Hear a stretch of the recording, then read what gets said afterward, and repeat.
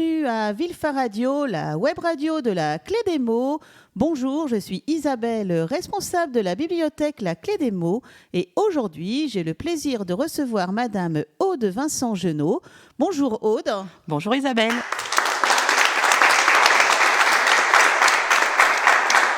Alors aujourd'hui, tu viens nous voir pour nous parler de ton parcours professionnel. Tu es institutrice à l'école privée de Villefagnan, mais tu es aussi orthopédagogue à Ruffec pour enfants et adultes. Est-ce que tu peux nous en dire plus et depuis combien de temps tu exerces ces deux métiers ?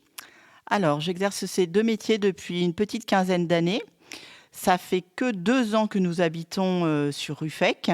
Et effectivement, j'enseigne à l'école privée de l'Enfant Jésus sur Villefagnan en cycle 2, c'est-à-dire CP, CE1, CE2. Et parallèlement, je suis orthopédagogue le mercredi toute la journée et le samedi. De temps en temps, quand c'est compliqué de trouver un créneau, le soir à partir de 17h30 dans mon cabinet à Ruffec. Alors, on va d'abord parler de ce métier d'institutrice. En quoi consiste exactement le rôle d'une institutrice à l'école privée et comment ça se différencie d'un enseignement d'une école publique ? Alors, notre petite école est une petite école à caractère réellement familial. Nous avons un peu plus de 55 enfants cette année, répartis sur les 3 cycles. Et vraiment, nous faisons un très, très, très gros zoom sur l'accueil pour les familles. C'est vraiment, je pense, la différence avec l'école publique que je connais de loin. Mais les familles qui nous sont envoyées, en fait, sont là pour ce côté familial et du coup, ça leur demande aussi une grosse implication et les familles sont avec nous tout au long de l'année pour les différents temps forts de l'école. D'accord, donc la différence est peut-être cette fusion entre parents et enfants et professionnels. C'est ça, c'est exactement ça. On a vraiment besoin de tous les acteurs éducatifs autour des enfants. Alors, tu as un deuxième métier. Quelles sont les spécificités de ce travail en tant qu'orthopédagogue et comment cela complète ton rôle en tant qu'institutrice ?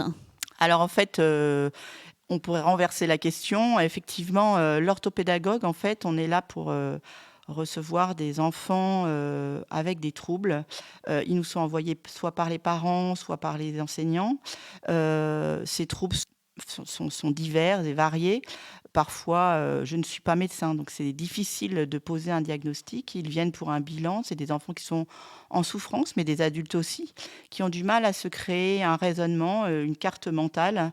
Et donc, le but, c'est d'arriver à détricoter cette souffrance pour les accompagner, trouver le maillon faible pour arriver à ressouder quelque chose, d'étendre le spaghetti qui est souvent bien noué pour qu'ils puissent reprendre confiance en eux. En fait, la confiance est fondamentale dans le cœur de ce métier. Donc toi, tu n'as pas besoin que ce soit un diagnostic posé, que ce soit un médecin qui envoie. Si un parent estime que son enfant peut avoir besoin d'aide, il peut prendre rendez-vous avec toi pour que tu puisses venir à son aide. C'est exactement ça. Et puis, la spécificité aussi, c'est que je me déplace dans les familles pour observer le cadre familial et pour après, effectivement, proposer diverses activités pédagogiques de remédiation et accompagner l'enfant avec le soutien total de la famille. D'accord, donc c'est vraiment après un ensemble famille. Et après, tu as aussi un lien avec donc le domaine scolaire. Tout à fait. Donc, en tant qu'enseignante, effectivement, dans ma classe, j'ai des enfants qui présentent diverses particularités. On est tous là pour réussir, donc on se donne la main et il faut avancer dans le même sens. Ça ne coule jamais, mais c'est vrai que mes ateliers, mes activités spécifiques d'orthopédagogue, je les transpose en classe pour pouvoir accompagner un maximum de mes élèves. Et évidemment, tu as aussi un lien avec les autres institutrices, car tu n'as pas que les enfants de ta classe en suivi. Donc, alors, on échange beaucoup entre enseignantes, et c'est vrai quand on a des enfants qui nous posent question, on discute, on a pas mal de temps forts ensemble et puis on propose mutuellement parce que j'ai aussi besoin de leur richesse et de leur expertise aussi à elles parce que parfois nous on a le nez dans le guidon quand on est en classe avec nos élèves et il y a des choses qu'on ne voit pas et de temps en temps juste d'échanger ça nous permet nous de nous poser, de prendre de la hauteur et de se dire ah bah oui tiens et si j'allais chercher ailleurs une autre façon d'aborder telle ou telle activité. D'accord, c'est vraiment des échanges en fait Ah pour oui. arriver. Alors Aude, est-ce que tu peux nous donner des exemples de situations où ton expertise en orthopédagogie a été particulièrement bénéfique? Est-ce qu'il y a quelque chose qui te vient en tête? Alors, je me souviens notamment d'un enfant de 7-8 ans, dont je rencontre la maman par hasard dans la rue et j'observais cet enfant, qui avait, un comportement atypique et cette maman me dit: «J'en peux plus» et donc je lui dis: «Bah, écoutez, voilà, on se connaissait, comme ça» et elle me dit: «Mais j'ose pas franchir la porte». Et donc en fait, elle a osé franchir la porte. Elle m'a parlé de son enfant et j'ai demandé à son enfant ce qu'il attendait et cetera.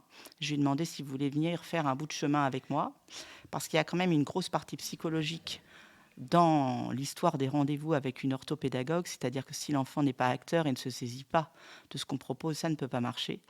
Et donc cet enfant au départ était sur la réserve et puis petit à petit s'est détendu. J'ai pu évaluer les besoins dont il avait besoin, c'est le cas de le dire. Et nous avons fait un bilan et 8 séances ensemble. Et c'était un enfant à qui on avait proposé un redoublement, ce qui est très très rare à notre époque, et qui finalement a réussi à passer le cap. Les enseignants se sont rendus compte que il avait bien sauté les différentes étapes et qu'il pouvait petit à petit rattraper parce qu'il avait réussi à se reconstruire et à construire ses propres cartes mentales, c'est-à-dire à rentrer dans les apprentissages, pas forcément comme l'enseignant va donner en tant que méthode, on va dire un peu classique, mais avec ses propres atouts et cet enfant a rattrapé les autres. Donc en fait, ton métier, tu es là aussi pour aider les familles. C'est-à-dire que tous les enfants que tu reçois, on ne peut pas dire c'est des enfants avec des handicaps. C'est des fois, tu es là juste pour aider les familles à souffler.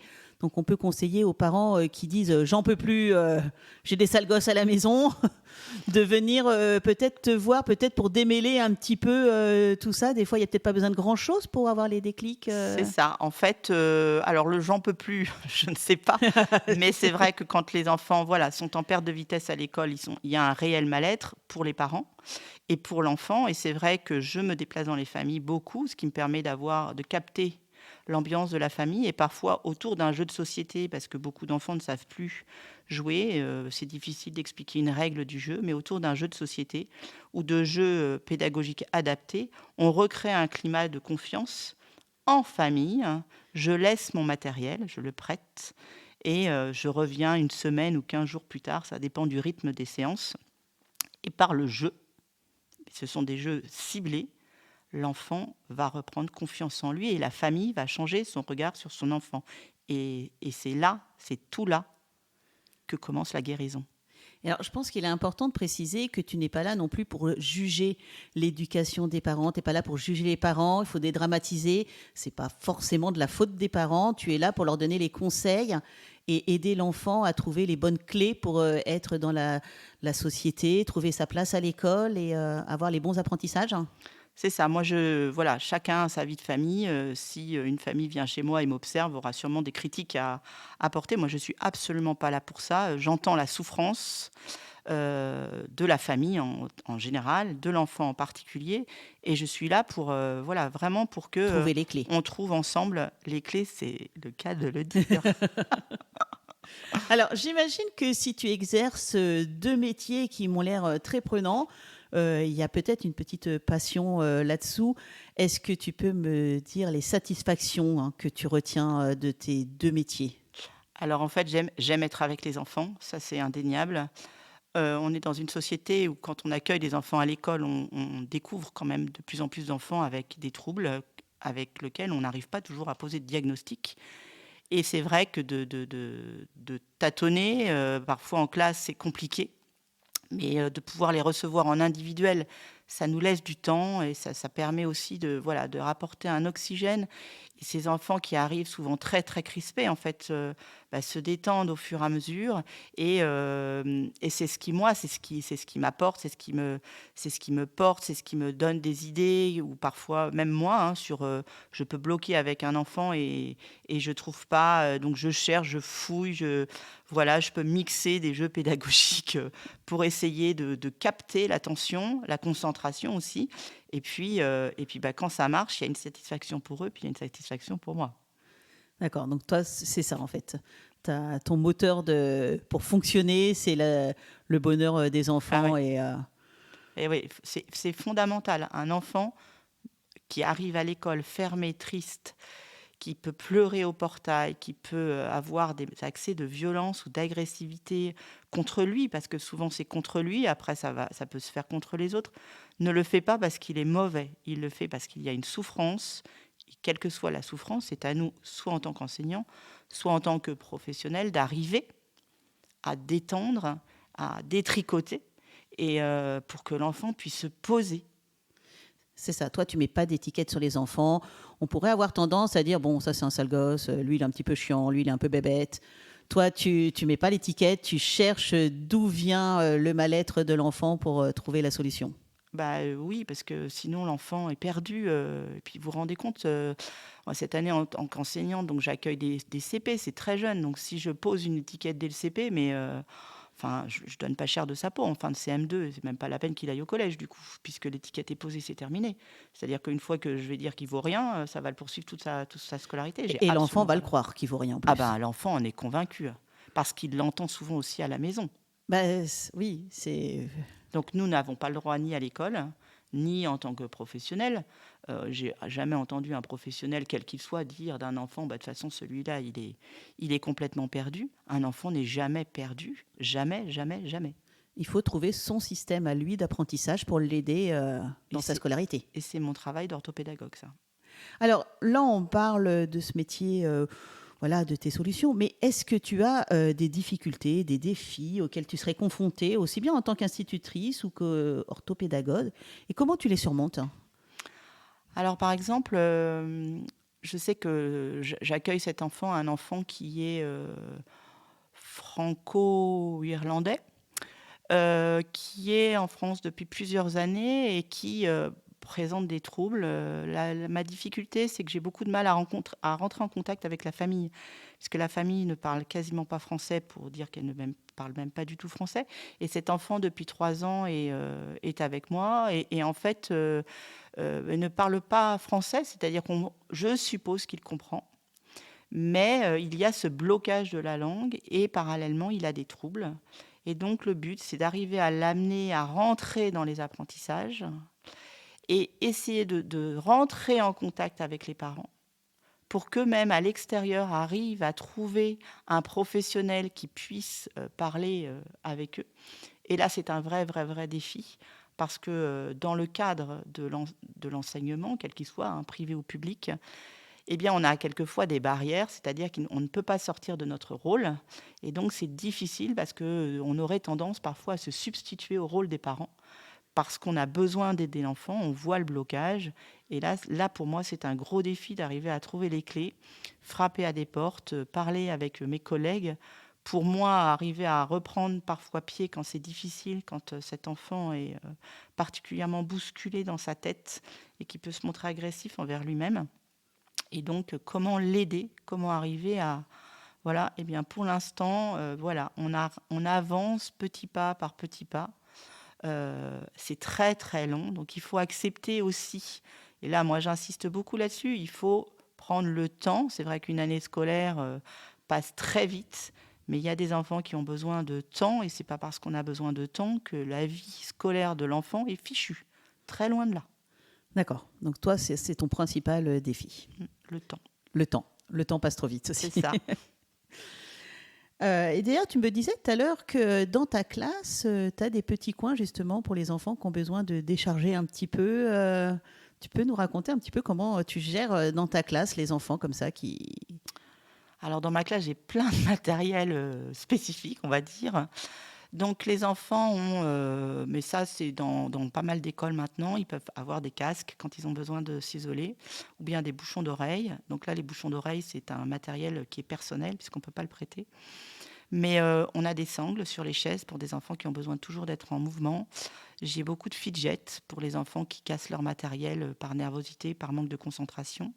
Et puis, j'ai aussi des paravents pour que l'enfant puisse s'isoler. Et puis, quand il y a des temps comme ça qui sont trop compliqués ou malgré l'adaptation du travail, l'enfant ne peut plus et il a le droit de dire « je ne peux plus ». eh bien, je propose effectivement des activités, dites ludiques. Donc quand même, il y a quand même un petit côté pédagogique. On a des caplas, il faut qu'ils me fassent des figures avec les caplas. J'ai aussi des, tangrammes, j'ai tout un tas de matériel. J'ai des jeux de société, des jeux de construction. On peut faire aussi effectivement, des origamis, mais ils sont capables de se mettre en autonomie. Ils viennent toujours me demander la permission et ils ont le droit à, 5 minutes, 10 minutes, sur, 3/4 d'heure de l'activité qui est lancée en classe. Mais ils ont besoin de fragmenter ce temps-là. D'accord, ils ont besoin c'est très important pour eux d'avoir Oui. Il cette faut leur soupape, hein, on peut laisser ce appeler ça temps. comme ça, une petite. Ah, ce sont des soupapes, oui. Il leur faut ce temps. Sinon, l'enfant, heu, je le perds. Et le but, c'est de le perdre le moins longtemps possible. D'accord, donc toi, ça c'est ton système pour pouvoir scolariser ces enfants et leur laisser le temps. Il faut du temps. Ok. Alors, tout à l'heure, on a parlé de l'importance hein, de la relation entre l'école, les parents, les élèves. Alors, on parle de ta classe, de l'école privée, mais s'il y avait des enfants à l'école publique où les parents se disent, tiens, ça c'est bien, ça, et ça serait bien qu'ils consultent, est-ce que c'est possible? Et est-ce que tu fais le lien aussi entre les parents, l'école publique, l'enfant?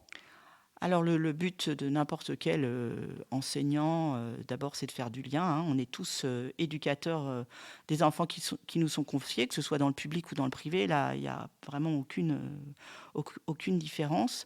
En tant qu'orthopédagogue, je peux être invitée aux équipes éducatives, que ce soit dans le privé comme dans le public. Je m'y rends, hein.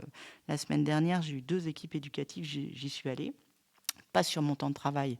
Donc effectivement, je demande à ce que ce soit à partir de 17 heures en général, mais on trouve des accords et effectivement, voilà, on travaille, vraiment tous les acteurs qui sont autour de l'enfant, sont réunis autour d'une table et chacun livre, son témoignage, son bilan et pour aller, vraiment, au devant de l'enfant et pour pouvoir l'accompagner au plus près et comme je le dis et je le répète, ne pas le perdre. Alors, à t'écouter, hein, on entend hein, ta passion.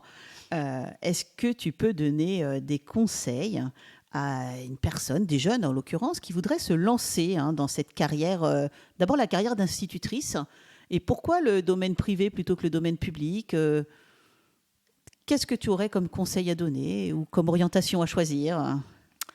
Alors en fait, faut quand même savoir que je suis maman, que mes enfants ont grandi, avec plus ou moins de facilité malgré le fait que je sois enseignante et surtout, j'ai un frère qui est lourdement handicapé et donc j'ai vu, la façon dont mes parents se sont démenés toute leur vie pour trouver des solutions adaptées sans jamais réellement trouvé de solution et donc au départ, j'étais une mère de famille au foyer, j'ai passé mon concours, je l'ai raté, donc j'ai commencé tout en bas de l'échelle en tant qu'AESH et donc là, vous êtes auprès d'un enfant qui a des troubles, des difficultés ou un handicap physique et ce sont les enseignantes qui m'ont coachée en disant: «Écoute Aude, il faut absolument que tu nous rejoignes» et à ce moment-là, j'étais dans le public. Je n'étais pas «enfermée» entre guillemets Dans le privé. dans le privé, si on peut parler d'enfermement, en tout cas, c'est peut-être pas le bon mot.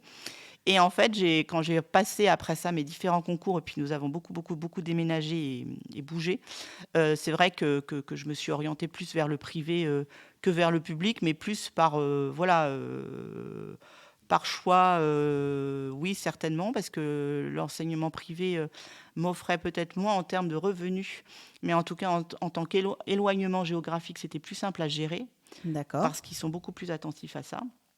Et puis, ça s'est fait comme ça, en fait, et donc je me suis retrouvée là, à Villefagnan, dans cette équipe où on est, 3 enseignants plus une ATSEM et c'est un petit groupe et j'ai beaucoup été dans des petites écoles en Vendée, une grosse école aussi, mais petites écoles de campagne et voilà et on est toujours il faut que pour que ça marche, il faut que l'équipe soit soudée. Et comment on devient orthopédagogue? Alors, on fait des formations. Donc j'ai eu la chance de partir au Canada. Donc voilà, j'ai quand même une licence en sciences de l'éducation. Je suis partie au Canada, pendant 18 mois et j'ai été formée là-bas parce que ça m'intéressait. Et puis après ça, j'ai fait des stages, des visioconférences, et je continue encore et encore et c'est comme ça, en fait. Je pense que ma sensibilité de voir mon frère et de voir mes parents galéré par rapport à mon frère, parce que c'était il y a 40 ans, hein, il n'y a pas d'autre mot, ils ont galéré et on galère encore aujourd'hui, pour ne pas perdre ce qui a été acquis. Et donc du coup, je me suis jamais posé la question d'être orthophoniste, par exemple. Mais l'orthopédagogie, en fait, c'est très, très novateur au Canada, au Liban, et dans tout l'est, de la France, c'est-à-dire, les pays frontaliers, en Suisse notamment, en Belgique. Il y a des formations qui sont très, très poussées, qui sont très, très bien faites. Et je sais qu'il y a une école qui vient d'ouvrir, du côté de Bordeaux. Et donc, moi, je serais ravie, d'accueillir de futurs orthopédagogues, et qu'on fasse un travail ensemble et qu'on fasse évoluer aussi les choses pour, travailler encore plus en synergie et voilà et que chacun voilà, il y a de la place pour tout le monde et on a besoin d'avoir, voilà, des acteurs, des éducateurs spécialisés autour des enfants, qui nous sont confiés.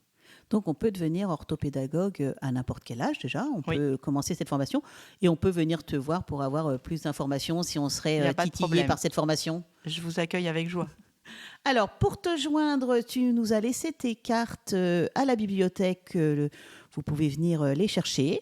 Et sinon, on peut te joindre sur ton portable C'est ça. au 06 58 15 42 90 ou par mail aude.vincentgenod, genod@gmail.com ou alors sur ton site.